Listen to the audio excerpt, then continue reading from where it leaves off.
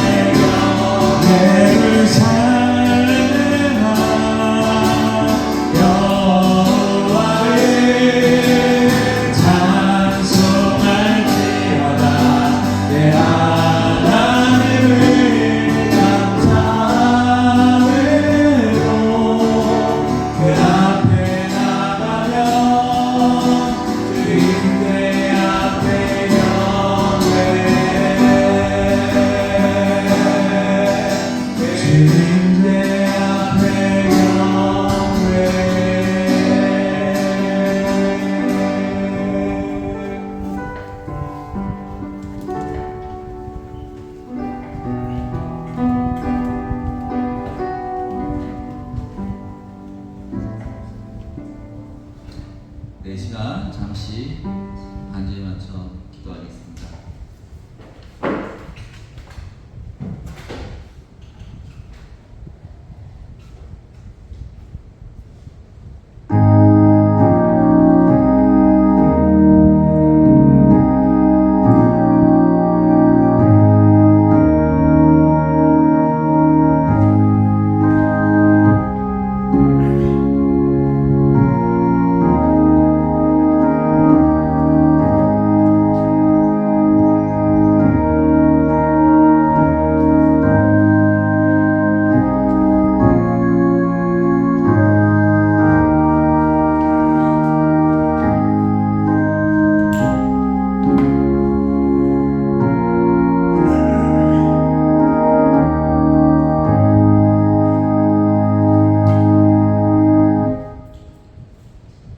우리의 모든 행동과 모든 삶을 항상 지켜봐 주시고 또 이끌어 주시고 그 가운데 주님께서 귀한 말씀을 주시네 감사할 때입니다. 하나님 아버지, 우리가 정말 주의 말씀을 볼 때 정말 주의 말씀이 나의 길이 되게 하여 주시고 나를 인도하게 하여 주시고 나의 삶을 변화시킬 수 있게 하여 주시옵소서. 그 말씀으로 내가 나아가는 우리가 나아가는 하나님 아버지, 정말 하나님의 백성과 그 삶을 이어갈 수 있게 해주시고 또 하나님이 우리에게 원하시는 그 사명을 우리가 쫓아 나아갈 수 있는 귀한 우리의 삶이 되게 하여 주시옵소서. 하나님 아버지, 이 시간 주의 예배를 시작하기 원합니다. 하나님 아버지, 시작 가운데 함께 해주시고 모든 순서를 축복하여 주시옵소서. 예수님 이름으로 기도드렸습니다. 아멘. 이 시간 찬양 31장 같이 찬양드리겠습니다.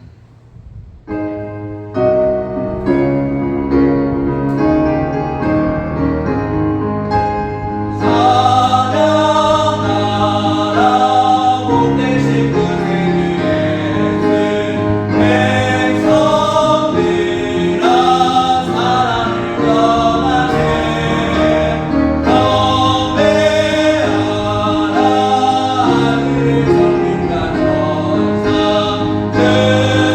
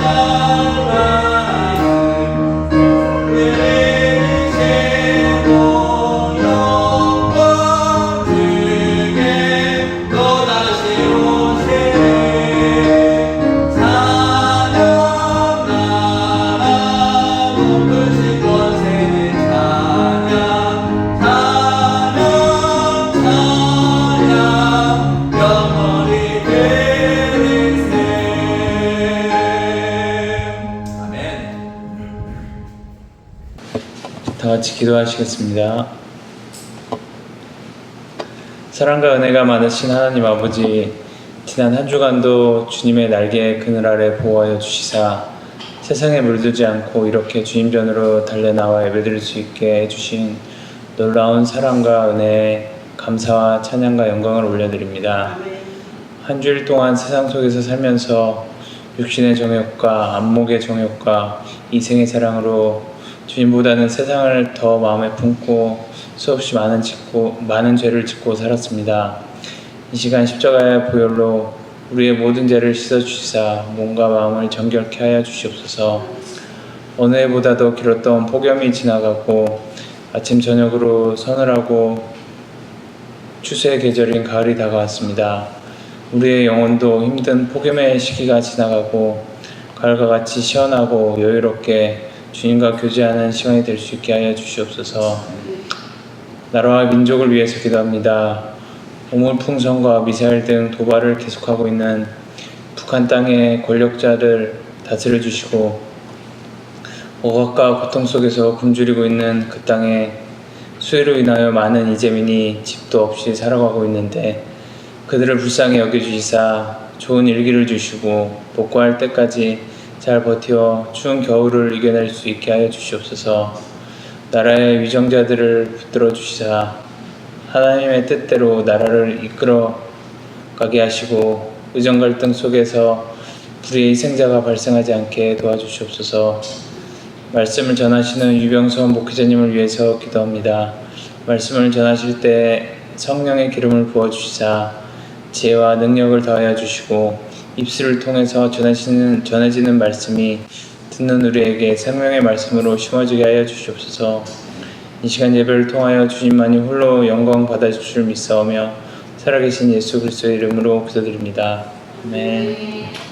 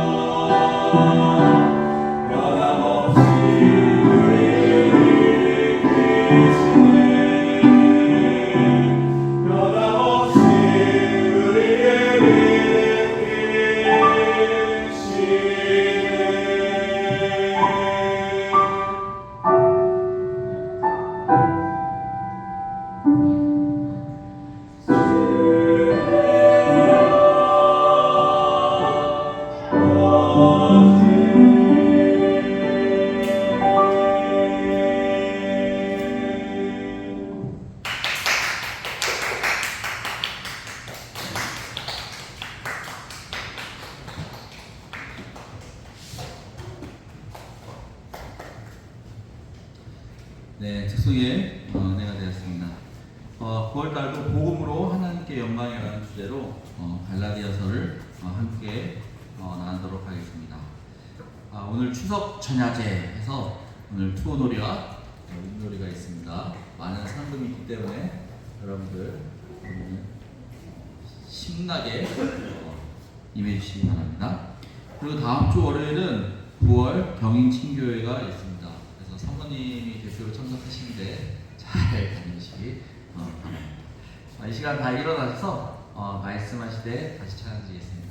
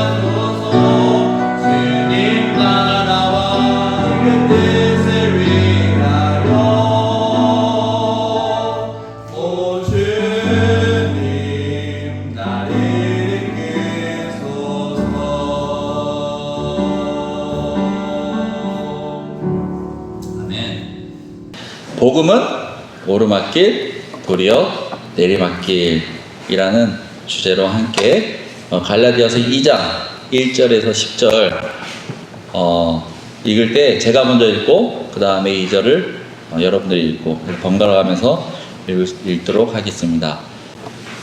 1절 14년 후에 내가 바나바와 함께 디도를 데리고 다시 예루살렘에 올라갔노니 가운데서 전파하는 복음을 저희에게 제출하되 유명한 자들에게 사사로이 것은 내가 다른질한 것이니 다른질한 것이 헛되지 않게 하려 함이라. 그러나 나와 함께 있는 헬라인 디도라도 억지로 할례를 받게 아니하였으니 이는 가만히 들어온 거짓 형제 까닭이라. 저희가 가만히 들어온 것은 그리스도 예수 안에서 우리의 가진 자유를 엿보고 우리를 종으로 삼고자 함이로되 우리가 일시라도 복종치 아니하였으니 이는 복음의 진리로 너희 가운데 항상 있게 하려 함이라. 유언하는 일 중에 본래 어떤 일이 있든지 내게 상관이 없으며 하나님은 사람의 외모를 취하지 아니하시나니 저 유명한 이들은 내게 더하여 준 것이 없고 도리어 내가 무할례자들에게 복음 전함을 받기를 베드로가 할례자에게 받은다 같이 한 것을 보고 베드로에게 역사하사 그를 할례자의 사도로 삼으신 이가 또한 내게 역사하사 나를 이방인에게 사도로 삼으셨느니라. 또 내게 주신 은혜를 알므로 기둥같이 여기는 야고보와 게바와 요한도 나와 바나바에게 교제의 악수를 하였으니 이는 우리는 이방인에게로 저희는 할례자에게로 가게 하려 함이라. 다만 우리에게 가난한 자를 생각하는 것을 부탁하였으니 이것을 나도 몰래 있어 행한다. 잠시 기도하겠습니다. 하나님 아버지, 우리가 정말 복음의 이 사역을 하면서 우리에게 언제나 기쁘고 즐거운 일만 있는 것은 아닙니다. 어느 때는 힘들고, 어느 때는 걱정이 있고, 어느 때는 고통이 있고, 어느 때는 시험이 있는데, 우리가 오르막길에 서 있다 생각할 때 하나님께서는 도리어 내리막길을 준비하고 있음을 우리가 오늘 이 말씀을 통해서 알게 하여 주시고, 그 가운데 축복이 넘칠 수 있게 하여 주시옵소서. 예수님 이름으로 기도드렸습니다. 아멘. 착석해 주시기 바랍니다. 머니볼이라는 영화가 있습니다. 많이들 보셨을 겁니다. 통상 학교나 이런 데서 많이 보여주기 때문에 주인공 빌리는 매니저리그 팀의 단장입니다. 그런데 팀에 문제가 생겼습니다. 잘 훈련된 선수들이 고액 연봉으로 이적하고 예산 부족으로 큰 위기를 맞은 것입니다. 빌리는 상식적인 방법이 아닌 다른 방식으로 대형 구단과 선수 경쟁을 합니다. 기존 스카우트 방식이 아닌 모든 면에서 뛰어난 선수를 뽑는 것이 아니라 각 위치에 맞게 데이터 중심으로 저평가되었지만 가능성이 있는 선수들을 뽑습니다. 초반에는 반대와 비난이 직면했죠. 빌리에게도 굉장히 힘들고 거친 또 오르막이었을 것입니다.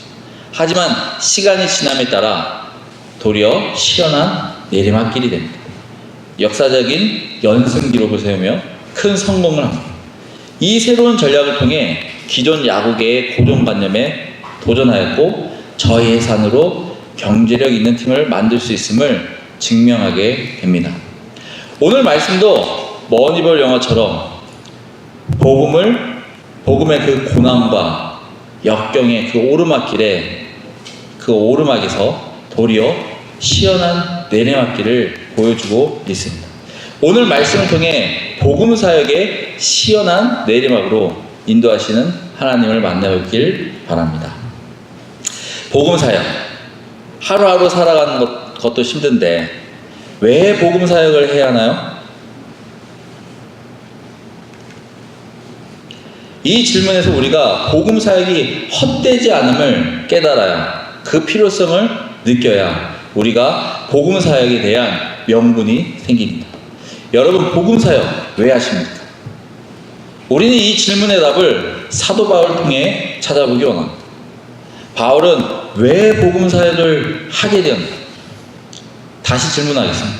바울이 누구를 만난 다음에 복음 사역이 시작되었는가? 우리는 1장을 통해 바울의 복음 사역이 예수 그리스도의 만남으로 시작됐음을 알 수 있습니다. 그럼 그 전에는, 예수 그리스도를 만나기 전에는 사역을 안 했나요? 사역을 했습니다. 근데 거짓 사역을 했죠. 유대교에서 배운 사역은 왜 거짓 복음이죠? 같은 성경을 믿고 따르고 있는데 주변에서 많은 사람들이 이 부분에 대해서 질문을 합니다. 무슨 차이가 있을까요? 바로 예수 그리스도의 소식이냐 아니냐의 차이입니다. 수요 예배 말씀 때 예수님과 제자들이 함께 배를 타고 이동합니다. 그런데 큰 파도와 바람을 만납니다. 제자들이 예수님께 찾아와 우리가 죽을 수 있으니 구하라 라고 명합니다. 부탁도 아니고 명령이라는, 어이가 없죠.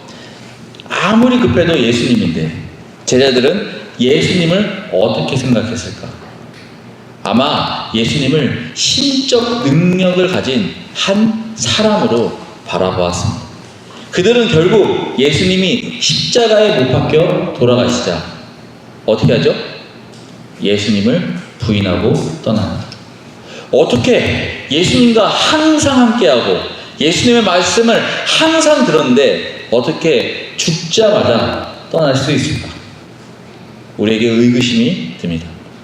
만약 내가 그 자리에 있었다면 나는 어떻게 했을까?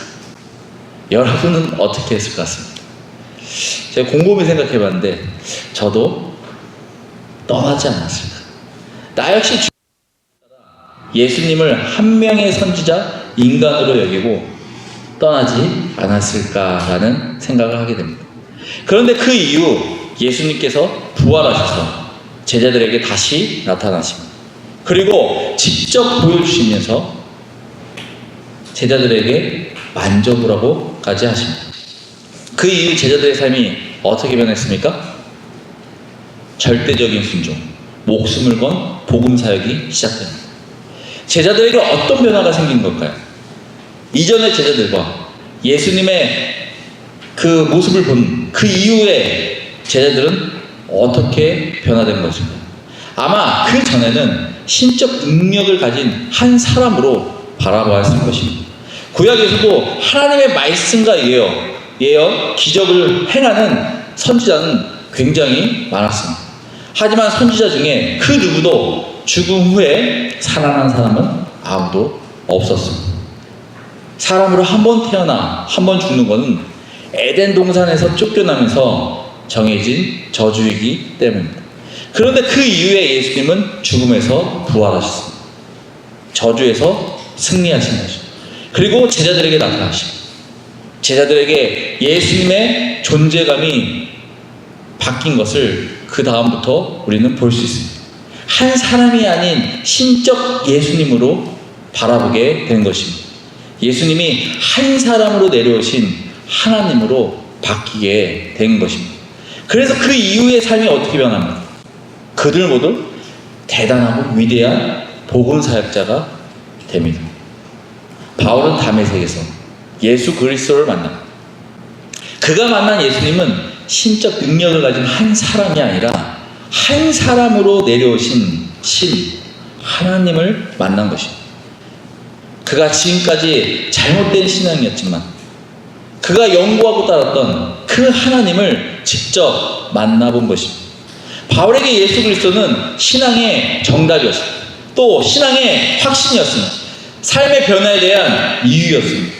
복음 사역은 당연히 해야 할 삶의 목적이었던 것입니다.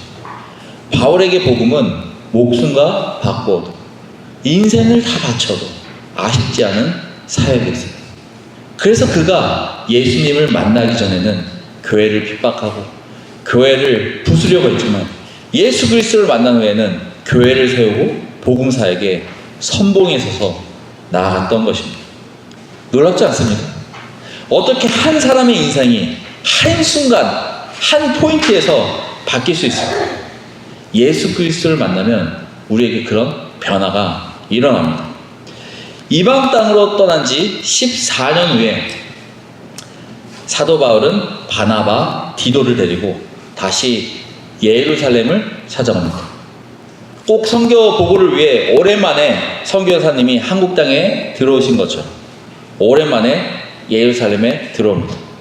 그리고 그 전에 예루살렘에 와서 한 행동과 다르게 교회 지도자들과 또 유명한 사람들을 일부러 다 만나고 지금까지 해온 복음과 사역을 똑같은 예루살렘인데 과거의 태도와 지금의 태도는 전혀 다른 모습을 볼 수 있습니다. 제가 바울의 입장이 아니기 때문에 정확하게 알 수는 없지만 말씀에서 바울은 하나님의 이끄심에 따라 순종했다라고 되어 있습니다. 2절에 계시를 인하여 올라가 그가 예루살렘으로 다시 방문한 것은 자신의 뜻이 아니라 하나님의 뜻이라 말하고 있습니다. 그리고 예루살렘에서 유명한 자들은 누구입니까? 여러분 누구라고 생각하십니까? 예루살렘에서 지금 바울이 유명하다라고 하는 사람 여러분 누구라고 생각하십니까? 왕입니까? 아니면 정치가입니까? 아니면 재벌가입니까? 여기서 바울이 말하는 유명한 자는 복음 사역 안에서 유명한 자 예수님의 제자 사도들임을 알 수 있습니다. 여러분에게 유명한 자는 누구입니까? 사랑의 불시착에서 최애 리정혁이라고 하던데 리정혁입니까? 아니면 송중기? 혹시 제 이름은 없나요? 우리가 세상을 살아가는 것이 아니라 복음 사역을 사랑한다면 우리에게 유명한 자 최애는 누구인가요? 여기 서 있는 담임 목회자인가요? 그렇게 단정 지을 수는 없습니다.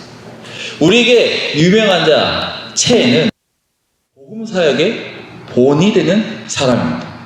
만약 이 앞에 서 있는 제가 복음 사역을 하지 않는다면 저도 역시 체해를 받을 수 있는 그 조건은 되지 않습니다. 여러분 유튜브에서 검색하면 유명한 설교가 수없이 무수히 많이 나옵니다. 그런데 조회수가 많다고 그게 유명한 설교인가요? 그럴 수도 있죠. 하지만 아닐 수도 있습니다. 우리에게 체해는 복음 사역에 앞서가는 사람, 복음의 메시지를 전하는 사람이 체해의 유명한 자가 되어야 합니다. 바울이 유명한 자들, 예수 그리스도의 사도들에게 하나하나 내가 전하는 복음과 이방 땅 다른 나라에서 복음 사역한 것을 나눕니다. 1장에서 우리가 함께 나누었듯이 바울이 예수님의 제자 사도들과 동일함을 강조하고 주장하고 있습니다. 그래서 그들과 일부러 만나지도 않고 교제하지도 않았습니다. 그런데 갑자기 2장에서는 왜 사도들에게 내가 정하는 복음과 복음 사역을 나누고 있는 것일까요? 2절 후반부에 내가 다름질하는 것이나 다름질한 것이 헛되지 않게 하려 함이라. 다름질하다, 원어 헬라어로 티에코, 빨리 달리다, 빨리 걷다라는 의미입니다. 두 번 반복해서 쓰여져 있는데 앞에서는 부정과거로 과거부터 빨리 달려왔다. 다시 말해 예수 그리스도를 만난 이후 복음 사역에만 달려왔다. 그리고 뒤에서는 가정법 현재형으로 지금도 빨리 달려감. 다시 말해 내가 지금도 복음 사역에만 달려가는 것을 말하고 있습니다. 바울이 지금까지 무엇 때문에 급하게 달려왔습니까? 복음 사역을 헛되지 않게 하려고 예수 그리스도의 계시, 땅 끝까지 복음을 전하기 위해, 그리고 빨리 복음을 전파하기 위해, 복음의 기쁜 소식을 혹시 듣지 못한 헛된 소식이 되지 않도록 달리고 또 달린 것입니다. 우리도 바울의 이 같은 비전, 사명을 가진 고백이 있길 바랍니다. 내가 예수 그리스도를 만난 이후 지금까지 복음 사역에만 달려왔는데, 그리고 내가 지금도 복음 사역에만 달리고 있는 것은 복음이 헛되지 않게 하려는 것이다 라는 이 간증이 바로 우리의 고백, 위대한 고백이 되길 바랍니다. 바울의 이 고백, 이 간증을 통해 아마 많은 성도들이 마음이 움직여졌을 것입니다. 또 바울의 복음 사역에 힘을 더했을 것입니다. 응원했을 것입니다. 물질을 더했을 것입니다. 어떻게 보면 바울에게 있어서 신앙의 절정이라 생각했을 수도 있습니다. 그는 지금 신앙의 본거지인 예루살렘에 와 있습니다. 그리고 사도들과 교회의 지도자들에게 내가 전한 복음과 지금까지 복음 사역에 대해 나누고 있습니다. 우리가 인정받고 있습니다. 우리가 안정을 누릴 때, 우리가 다 이루었다고 생각할 때, 그 순간 무엇이 오나요? 우리는 시험을 당하게 됩니다. 바울도 마찬가지로 시험을 받게 됩니다. 3절에 그러나 나와 함께 있는 헬라인 디도라도 억지로 할례를 받게 아니하였으니. 시험은 항상 쉽게 오지 않습니다. 깊숙하게 들어옵니다. 그리고 가장 가까운 곳에서 강하게 들어옵니다. 무엇이 문제였습니까? 바울과 함께 사역하는 헬라인 디도가 할례를 받지 않았다는 것이 문제가 되었습니다. 할례가 무엇입니까? 의학적으로는 포경수술이죠. 하지만 그 의미는 완전히 다릅니다. 할례는 아브라함과 하나님의 언약의 상징입니다. 창세기 17장에 하나님은 아브라함에게 할례를 통해 그와 그의 자손이 하나님의 언약 백성임을 나타낼 것을 명령하였습니다. 할례는 그 이스라엘의 백성의 정체성과 신앙의 표현이라는 중요한 행위인 것입니다. 그런데 바울이 전하는 복음에는 할례의 행위가 중요하지 않았습니다. 구원의 방법이, 구원의 통로가 바뀌었기 때문에 예수 그리스도 외에 그 누구도 그 어떤 것도 구원의 문을 열 수 없었습니다. 복음에는 할례가 중요하지 않았어요. 복음을 통해 행위의 구원에서 은혜의 구원으로 바뀌었기 때문입니다. 복음을 통해 조건적인 구원에서 조건 없는 구원으로 바뀌었기 때문입니다. 바로 예수님이 이루신 가장 큰 선물, 가장 큰 축복인 것입니다. 그러면 시험은 지금 누가 하고 있습니까? 거짓 형제들이 시험하고 있습니다. 형제라면 하나님의 자녀를 의미합니다. 교회 안에 한 공동체를 말하고 있습니다. 거짓 형제들은 공동체 안에 어떻게 들어온 것이죠? 4절에 보시면 이는 가만히 들어온 거짓 형제 까닭이에요. 가만히 들어온 거짓 형제들.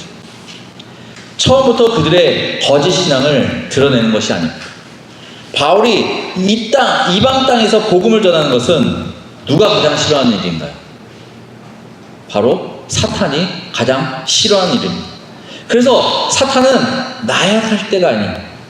높아지고 교만할 때 은밀하게 강한 무기로 쓰러뜨리려고 공격을 합니다.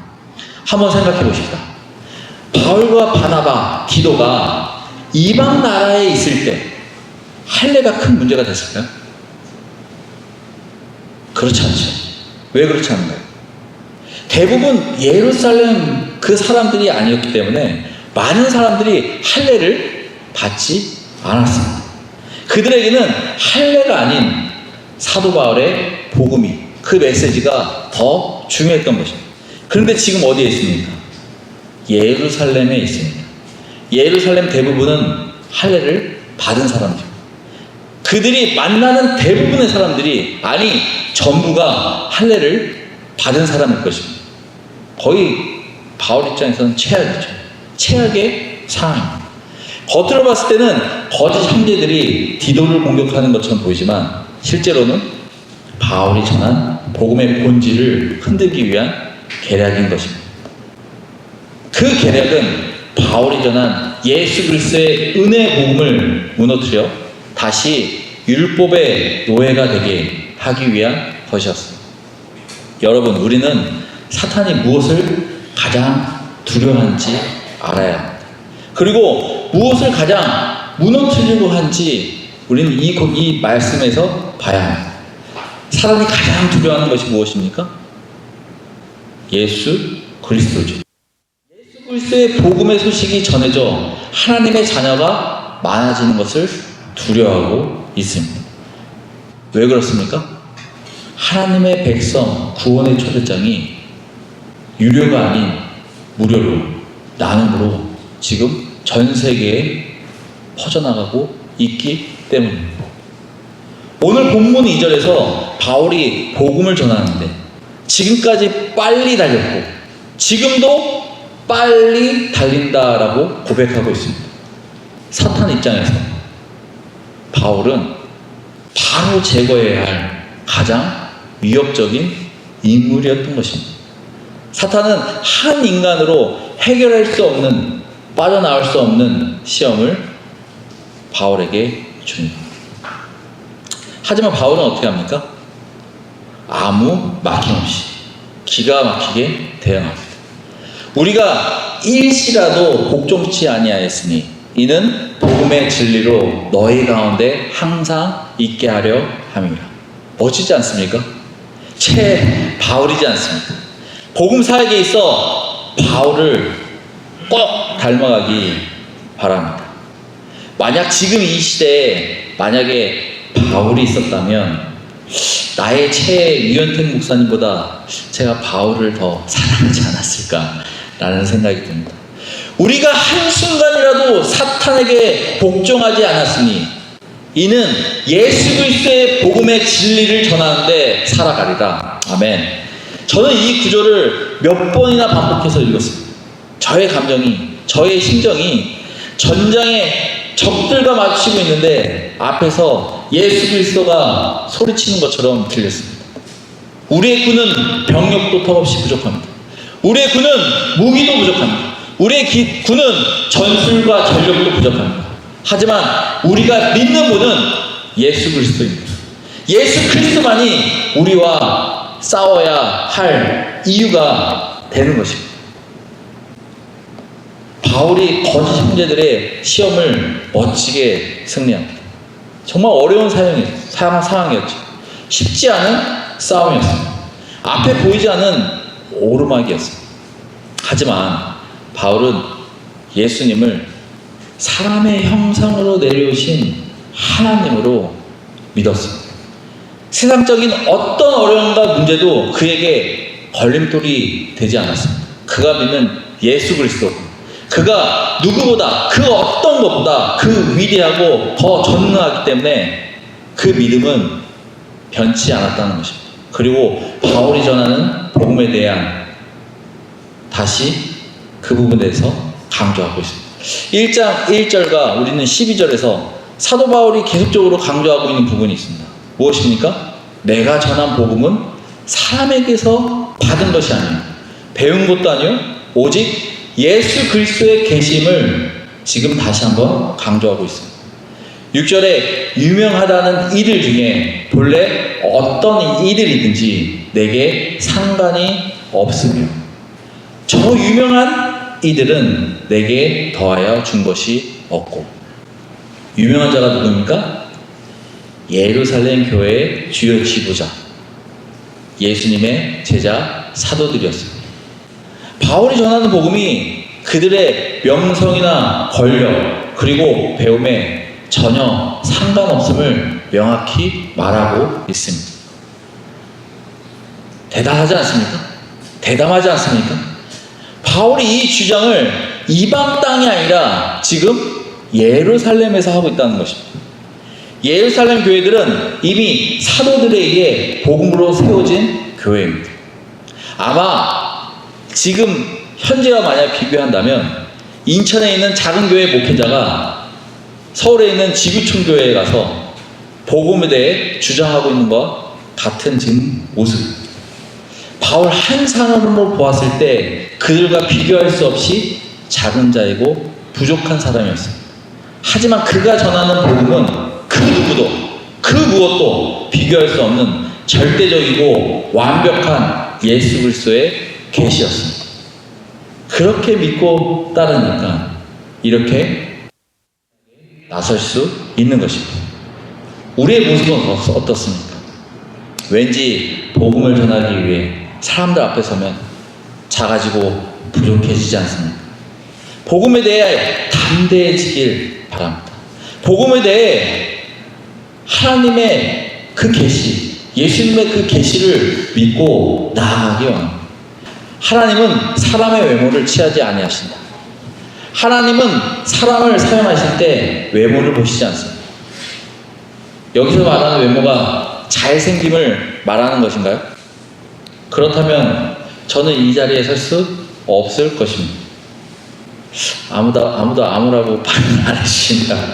다들 군기가 빠진 것 같습니다. 여기서 외모는 세상적으로 보이는 그런 외모가 아닙니다. 사람의 외모, 권력, 재산 등 세상적인 자랑을 말하고 있습니다. 세상적으로 보여지는 것을 말하고 있습니다. 하나님은 우리를 사용하실 때 세상의 눈으로 보지 않습니다. 하나님은 하나님의 진리와 복음의 순수성에 순종하는 우리의 마음을 보십니다. 군에서 여러분들이 잘하는 충성을 보기 원하신다는 것입니다. 7절에 도리어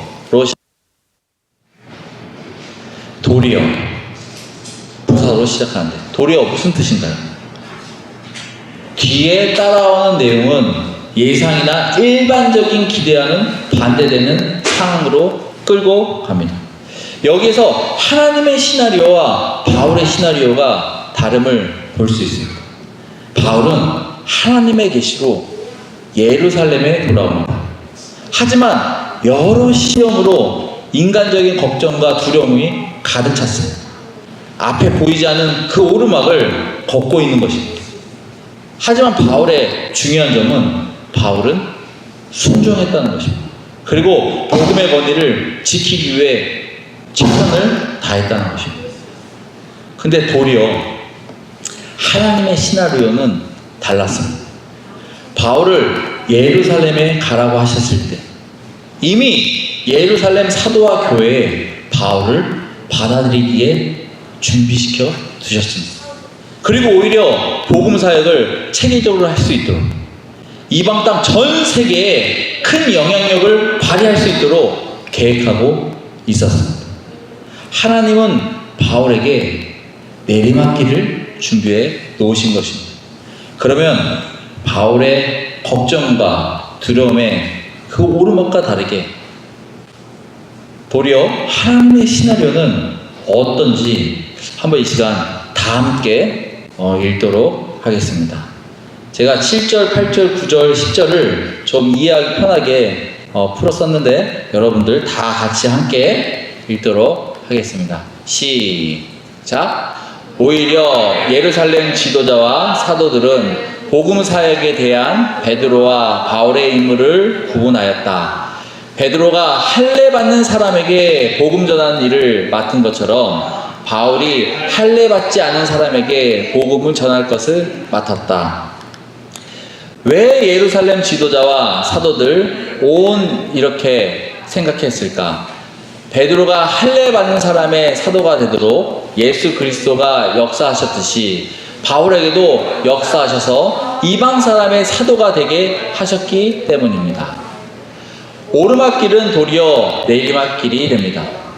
예루살렘 교회에서 유명한 야고보, 베드로, 요한은 하나님께서 바울에게 주신 복음의 은혜를 인정하고 바울과 바나바에게 복음 사역의 독립자로서 악수를 청합니다. 바울과 바나바는 할례 받지 않은 이방 사람에게 복음을 전하고 야고보, 베드로, 요한은 할례 받은 사람 이 예루살렘에게 복음을 전합니다. 다만 야고보, 베드로, 요한이 바울과 바나바에게 요구한 것은 가난한 사람을 생각해 달라고 당부합니다. 가난한 사람을 생각하고 돕는 것은 바울 역시 지금까지 일입니다. 오르막길이 도리어 어떻게 되었습니까? 내리막길이 되었습니다. 누가 준비해 두셨죠? 하나님께서 이미 준비해 두셨습니다. 하나님이 내 삶에, 내 인생의 고수임을 기억하시기 바랍니다. 하나님이 내 삶을 인도하심을, 나를 끌고 가심을 믿으시기 바랍니다. 이 시간 잠시 반주에 맞춰서 기도하는 시간 갖도록 하겠습니다. 기도드리겠습니다. 하나님, 이 시간 주의 전에 모여 모두 입을 모아 찬양과 예배를 올려드리게 해주심에 감사드립니다. 우리가 인생이라는 길을 걸어갈 때 하나님의 말씀대로 하나님께서 예비하시고 이끄시는 길을 걸어가게 하시옵소서. 우리가 고난이 찾아올 때나 기쁠 때나 모든 순간 하나님과 함께하기를 원합니다. 우리 가운데 거하여 주시고 축복을 더하여 주시옵소서. 이 시간 함께하지 못하는 성도들 또한 함께하여 주시고 하나님의 사랑과 은혜를 느끼고 경험하게 하시옵소서. 마지막까지 함께해 주실 하나님을 믿사오며 살아계신 예수 그리스도의 이름으로 기도드렸습니다. 아멘.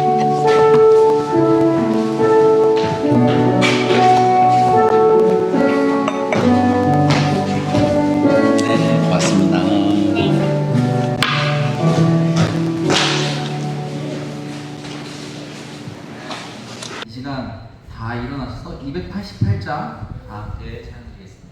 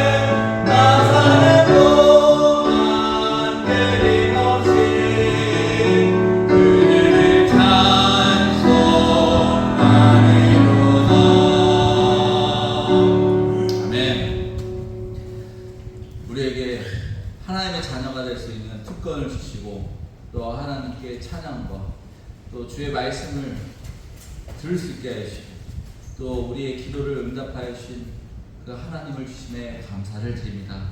하나님 아버지, 우리가 하나님의 백성으로서 하나님의 자녀로서 이 삶을 누릴 수 있게 하여 주시고 이 특권을 누릴 수 있게 하여 주시고 우리가 좀 더 부서지고 좀 더 하나님을 원하시는 하나님의 자녀다운 삶이 되게 하여 주시옵소서. 오늘 이렇게 귀한 시간 주신 것 감사드리며 예수님 이름으로 기도드렸습니다. 아멘.